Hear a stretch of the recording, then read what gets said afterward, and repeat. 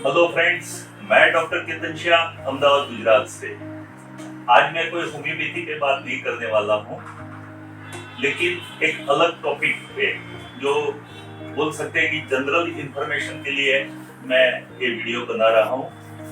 आज हमारे साथ है डॉक्टर पार्थ राणा, जो आंख विशेषज्ञ जिसको ऑप्थेल्मोलॉजिस्ट बोलते हैं। मैं उनकी हॉस्पिटल में, आप ये इंस्ट्रूमेंट देख के समझ गए होंगे कि उनकी हॉस्पिटल जो नेत्रालय हॉस्पिटल अहमदाबाद में एक परिमल आंबावाड़ी एरिया है, वहां स्थित है। और ये हॉस्पिटल की विशेषता ये है कि एक ही रूप में, एक ही जगह पे आपको सभी स्पेशलिस्ट डॉक्टर की फैसिलिटी मिल जाए। आपके लिए आपको कहीं पर भी जाना नहीं पड़े, ऐसी ये हॉस्पिटल की विशेषता है। तो आज मैं बात करूंगा कैटरेक्ट्स के लिए। तो भाई, आपका मैं स्वागत कर रहा हूँ हमारे इस वीडियो में। मेरा एक पहला क्वेश्चन है, कैटरेक्ट्स जिसको मोतिया बिंदु बोलते हैं, तो उसके शुरुआत के सिम्टम्स पेशेंट को किस तरह से पता चलता है कि मेरा कैटरेक्ट्स डेवलप हो रहा है?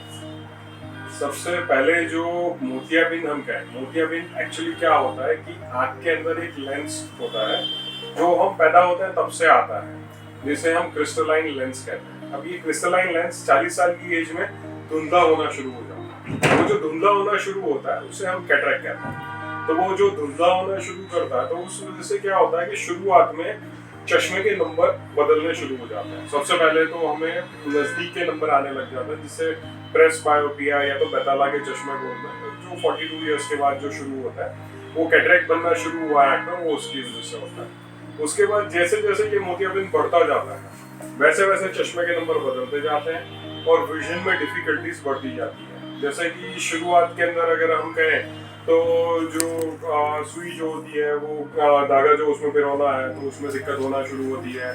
बारीक अक्षर पढ़ने हैं, उसमें दिक्कत होना शुरू हो जाती है।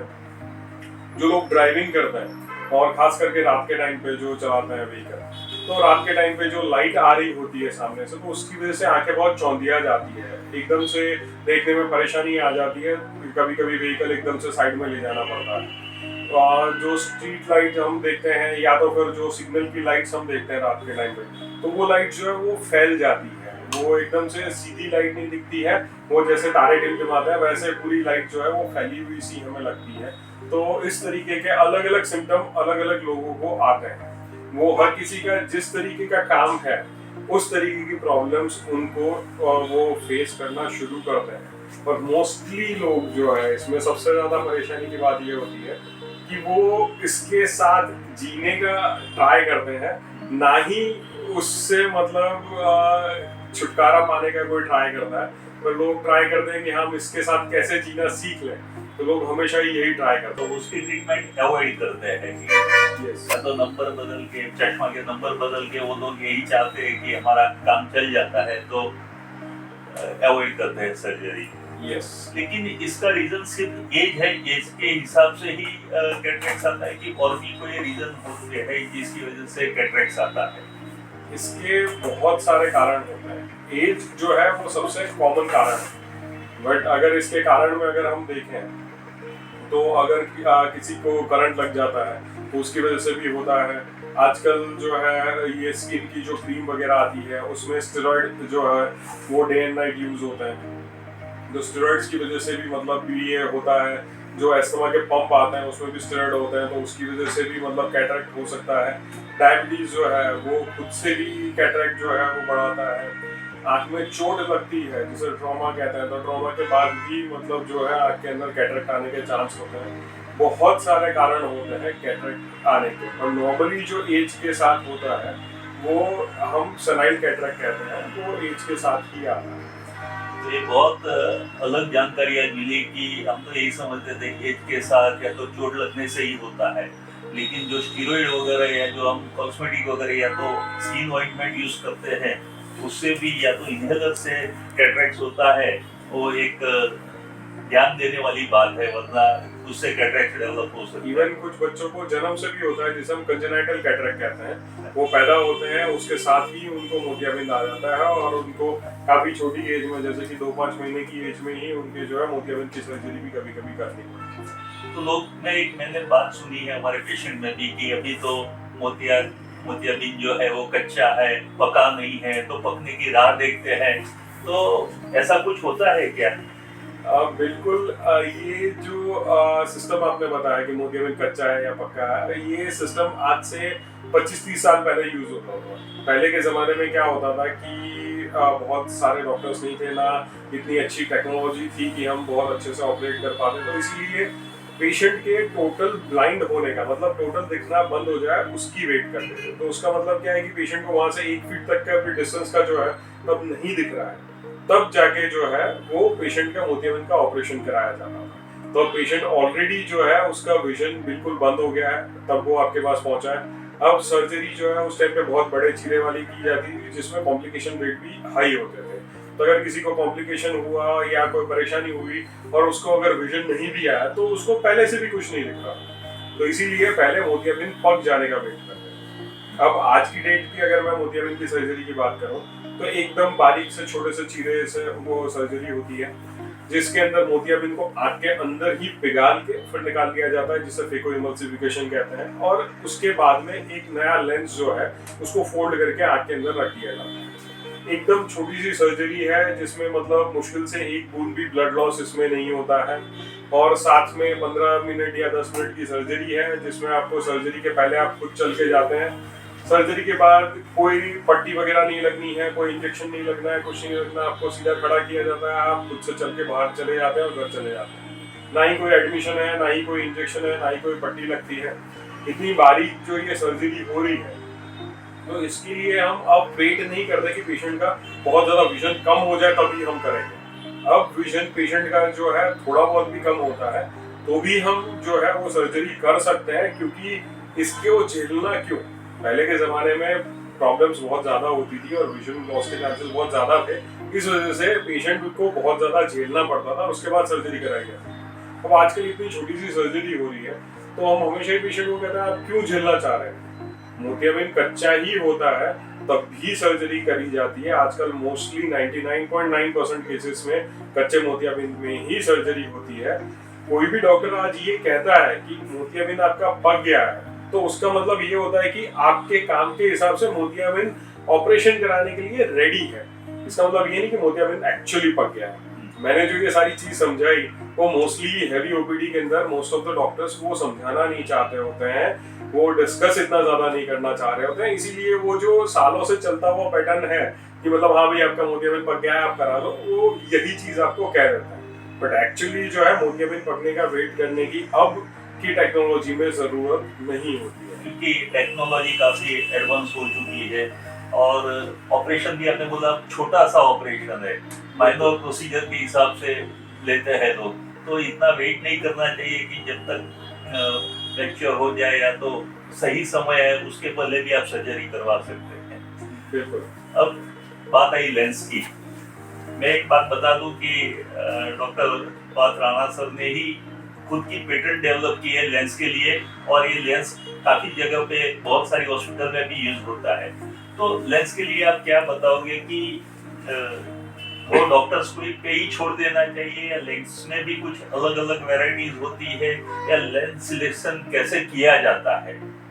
देखिए आजकल जो लेंसेज हैं उसमें सबसे ज्यादा पेशेंट्स को कंफ्यूजन होती है। अब ये जो लेंस है जिसे इंट्राओक्यूलर लेंस जो IOL कहते हैं, अब ये लेंसेज क्या है अलग अलग तरीके के हैं, और ये जो अलग अलग तरीके के लेंसेज में कंफ्यूजन सबसे ज्यादा होता है कि कोई कहता है एकदम सस्ता वाला लेंस है, कोई कहता है बहुत महंगा वाला लेंस है। तो आपके लिए कौन सा वाला लेंस आप लगवाएं, ये बहुत ट्रिकी क्वेश्चन है।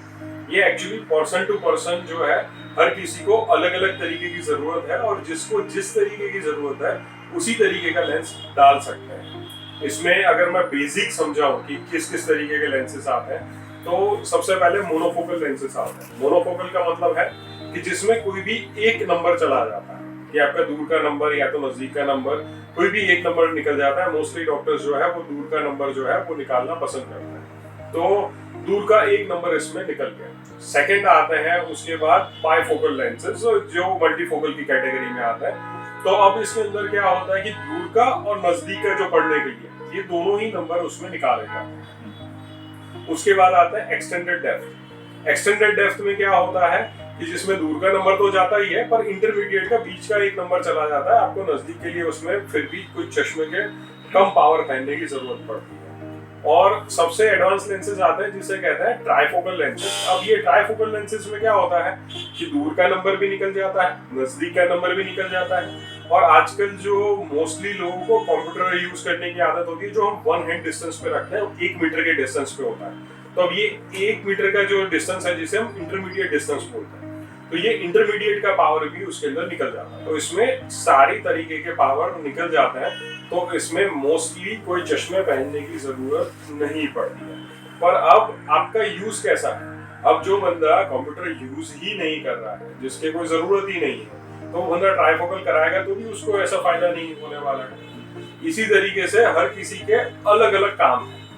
कोई हाउसवाइफ है तो उनके सिर्फ घर के अंदर रूटीन काम करना है, कोई बंदा अगर आज बाहर नाइट ड्राइविंग करने वाला है तो उसकी अलग तरीके की जरूरत है, कोई बंदा कॉर्पोरेट ऑफिस में आज जॉब कर रहा है तो उसकी अलग तरीके की जरूरत है। तो डॉक्टर्स पहले आपका काम क्या है वो जानते हैं, उसके हिसाब से आपको जरूरत कैसी है वो समझते हैं, आपके आंख के अंदर कौन सा लेंस लग सकता है वो चेक किया जाता है, और उसके बाद आपको ऑप्शंस दिए जाते हैं आपके बजट के हिसाब से कि आप इन में से आप कौन कौन सा लेंस आप पसंद कर रहे हैं, वो आपके आंख में वो लेंस लगाया जाता है। तो ये लेंस पसंद करना है, ये बहुत ट्रिकी क्वेश्चन है, उसमें बहुत सारे अलग अलग क्वेश्चन के आंसर मिला के फिर एक आंसर पे पहुंचते हैं। तो इसीलिए नॉर्मली जो लोग मेरे पास आते हैं वो समझते हैं कि सर मुझे ये वाला लेंस बोला, ये वाला लेंस बोला, ये पैसे वाला लेंस बोला, तो वो पैसे के हिसाब से कैटेगराइज करता है। तो ये पैसे के हिसाब से कैटेगराइज नहीं होता है, ये आपके यूजेज के हिसाब से और आपके काम के हिसाब से जो है इसको कैटेगराइज किया जाता है। बहुत अच्छी बात बताई कि सिर्फ पैसा इम्पोर्टेंट नहीं है, ऐसा नहीं कि महंगा लेंस मतलब अच्छा लेंस, लेकिन आपके काम के हिसाब से, सपोज आप रिटायर्ड पर्सन हो या तो आप कंप्यूटर पे काम कर रहे हो, हाउस वाइफ हो, उस तरह से तो आप आपके यूजेस को डॉक्टर के साथ डिस्कस करके लेंस सिलेक्ट कर सकते हैं। क्या आपने बताया कि बहुत छोटी सी प्रोसीजर है, बाद में ही पेशेंट घर चला जाता है, लेकिन क्या प्री ऑपरेटिव ऑपरेशन के पहले और ऑपरेशन के बाद पेशेंट को क्या ख्याल रखना चाहिए, खास करके कैटरेक्ट की सर्जरी के पहले और बाद में? नॉर्मली कैटरेक्ट सर्जरी के पहले सब डॉक्टर के प्रोटोकॉल के हिसाब से अलग अलग होता है, पर कुछ डॉक्टर 1 या 2 दिन के लिए एंटीबायोटिक देते हैं और कुछ डॉक्टर्स जो है सेम डे सुबह बिटाडिन के ड्रॉप्स डाल के जो है वो सर्जरी करते हैं। ये सर्जरी जो मैंने बताई, इसके अंदर एनेस्थीसिया के लिए कोई इंजेक्शन नहीं दिए जाते हैं, सिर्फ एनेस्थीसिया के ड्रॉप्स डाले जाते हैं और आंख को सुन की जाती है और ये सर्जरी की जाती है। तो इसमें कोई बहुत ज़्यादा प्री ऑप जो नहीं होता, रूटीन जो माइनर प्री ऑप प्रोफाइल हम करवाते हैं कि कुछ खून की जांचें कराते हैं और कुछ ईसीजी वगैरह की, और कोई हार्ट में कोई प्रॉब्लम नहीं है, वो रूटीन चेक करते हैं, बस उतनी सी प्रोसीजर होती है। ऑपरेशन खत्म होने के तुरंत बाद ही जब मतलब खड़ा किया जाता है, तभी रूटीन जो है उंगलियां गिनवा के पेशेंट को खड़ा किया जाता है और पेशेंट खड़े होके थोड़ी देर बाहर बैठते हैं कि उनको कोई पेन नहीं हो या कुछ परेशानी नहीं हो, और 1 या 2 घंटे में पेशेंट जो है वो घर जा सकते होते हैं। सिंपल हम एंटीबायोटिक और स्टेरॉइड के कुछ ड्रॉप्स होते हैं जिससे आंख में सूजन नहीं आया है, वो हम शुरू करते हैं और वो लगभग 1 महीने तक पेशेंट को वो ड्रॉप्स डालने होते हैं। उसमें कोई मेजर ऐसी प्रोसीजर नहीं है कि जो बहुत ज़्यादा हमें समझानी पड़े या ऐसा कुछ करना पड़े, छोटा सा ही ये काम होता है जिसमें कुछ ज़्यादा प्रिकॉशंस की ऐसी ज़रूरत नहीं होती है। जो ऑफिस वर्क करने वाले लोग हैं वो 4-5 दिन में, 1 हफ्ते में वापस जाके रूटीन अपना ऑफिस का काम भी शुरू कर सकते होते हैं। उनको पूरा 1 महीना वेट करना पड़े या घर पे रुकना पड़े, या पहले जैसे कहते थे कि आप अंधेरे में ही बैठो, बाहर धूप में नहीं निकल सकते, लिख पढ़ नहीं सकते, ऐसी कोई प्रिकॉशंस अब नहीं रखी जाती। अब मैं आता हूँ कॉम्प्लिकेशन की बात पे, बट आई एम श्योर, मैंने यहाँ नेत्रालय में बैठा हूँ, मैंने देखा है कि यहाँ जो टेक्नोलॉजी वर्ड है और यहाँ जो भी मशीनरी, उसके जो इक्विपमेंट है, साधन है, वो इतने लेटेस्ट है कि मैंने देखा है कि सच में डॉक्टर्स की तो काबिलियत है, लेकिन अभी जो जिस तरह से साधन इक्विपमेंट की भी जितना अच्छा परफेक्ट हो, जितना हाई लेवल का हो, जितना बहुत पेशेंट को फायदा मिलता है, फिर भी क्या कैटरेक्ट में कोई कॉम्प्लिकेशन हो सकते हैं? बिल्कुल, जैसे कोई भी सर्जरी होती है उसके कॉम्प्लिकेशन होता है, उसी तरीके से कैटरेक्ट सर्जरी के भी कॉम्प्लिकेशंस होते हैं। सबसे कॉमन कॉम्प्लिकेशन कैटरेक्ट सर्जरी का ये होता है कि जो कैप्सूल होता है जिसके ऊपर हमें नया लेंस रखना होता है, वो कभी कभी कुछ लोगों के वो कैप्सूल या सादी भाषा में इसे गादी कहते हैं, वो इतनी पतली होती है कि वो फट जाती है। वो फट जाती है तो उसके अंदर जो है हमें अलग तरीके के लेंसेज उसमें लगाने पड़ते हैं।